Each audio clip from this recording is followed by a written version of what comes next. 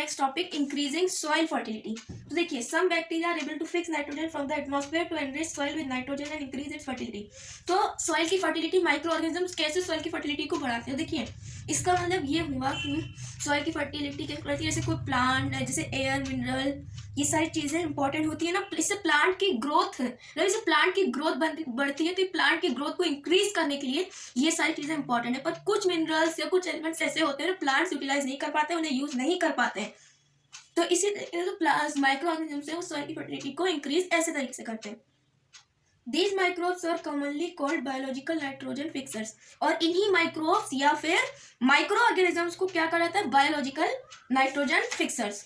तो अब हमारा ये टॉपिक भी फ्रेंड्स कंप्लीट हो गया। अब पढ़ाती हूँ मैं क्लीनिंग द इन्वायरमेंट। इन्वायरमेंट को वो कैसे क्लीन करते हैं। देखिए, वो डिकम्पोज करते हैं, मतलब कोई भी प्लांट्स या एनिमल्स की डेड होती है तो उनके जो मैटर्स, लीकिंग मैटर्स होते हैं, उन्हें वो लेते हैं, उन्हें डिकम्पोज करते हैं, फिर उन्हें सब्सटेंसेस में ब्रेक डाउन कर देते हैं, कन्वर्ट कर देते हैं सब्सटेंसेस को डिफरेंट पार्ट्स में, उन्हें ब्रेक डाउन कर देते हैं, और फिर उन्हें स्मॉलर सब्सटेंसेस में ब्रेक डाउन भी कर देते हैं, जो हार्मफुल होते हैं सब्सटेंसेस उन्हें ब्रेक डाउन कर देते हैं। तो इसी तरीके से जो उसमें ऑर्गेनिक वेस्ट होता है, तो इसी के साथ वो इन्वायरमेंट को क्लीन करते हैं। Did you find any difference in the contents of the two pots? If so, what is the difference? अब इनके में difference क्या होगा? You will find that plant waste in a pot A has been decomposed। मतलब कि वो decompose हो चुका है, उसे ब्रेक डाउन कर दिया गया स्मॉल से लार्ज पार्टिकल में। How did this happen? The plant waste has been converted into manure by the action of microbes। Manure क्या है, मैन्योर भी डिकम्पोजिशन से ही बनाया जाता है, तो उसमें उसको कन्वर्ट कर दिया गया माइक्रो ऑर्गेनिजम्स के एक्शन से। The nutrients released in the process can be used by the plants again। और यही चीज है कि प्लांट्स ने दोबारा से यूज कर सकते हैं।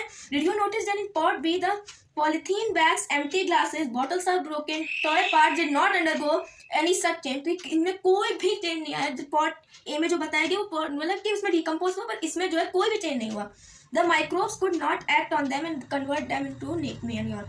अब माइक्रोब्स का इन पर कोई भी एक्ट नहीं हुआ, उन्होंने इनको कन्वर्ट नहीं करा मैन्योर, मतलब मैन्योर के अंदर को नहीं बदला। You often see large amount of dead organic matter in the form of decaying plants and sometimes dead animals on the ground। ठीक है, तो हमने बहुत बार देखा होगा कि जो large amount of dead organic matter होता है डिकिंग प्लांट्स की फॉर्म में, और समटाइम्स ये देखा होगा कि डेड एनिमल्स ग्राउंड, उनमें ग्राउंड पे देखा है। You find that they disappear after some time. कुछ टाइम के बाद वो पूरी तरीके से खत्म हो जाते हैं, वो नहीं रहते हैं। ये क्यों होता है, क्योंकि माइक्रो ऑर्गेनिजम्स क्या करते हैं कि वो डिकम्पोज कर देते हैं जो इनके डेड ऑर्गेनिक वेस्ट होते हैं इन प्लांट्स और एनिमल्स के, और उसके बाद क्या करते हैं, इन्हें कन्वर्ट कर देते हैं सिंपल सब्सटेंसेस में, और इन्हीं सब्सटेंसेस का वापस से यूज़ करा जाता है दूसरे प्लांट्स और एनिमल्स से। और किसी माइक्रो ऑर्गेनिज्म जो है यूज़ करते हैं क्या, use to degrade the harmful and smelly substance. जो उसमें से हार्मफुल से स्मेली सब्सटेंसेस होते हैं, उन्हें क्या करते हैं, वो पूरे तरीके से उन्हें हटा देते हैं, उन्हें डिकम्पोज कर चुके होते हैं, तो वो क्लीन हो जाते हैं, और इसी पूरे मेथड से वो इन्वायरमेंट को क्लीन कर देते हैं। ठीक है, अब हमारा नेक्स्ट टॉपिक आता है, अब हमारी नेक्स्ट थिंग आती है, तो वो मैं आपको आगे बताती हूँ। तो ये तो था आज की बात। अब मैं आपको नेक्स्ट वीडियो में बताऊंगी। तो आज के लिए बस इतना ही था। के लिए bye and thank you so much.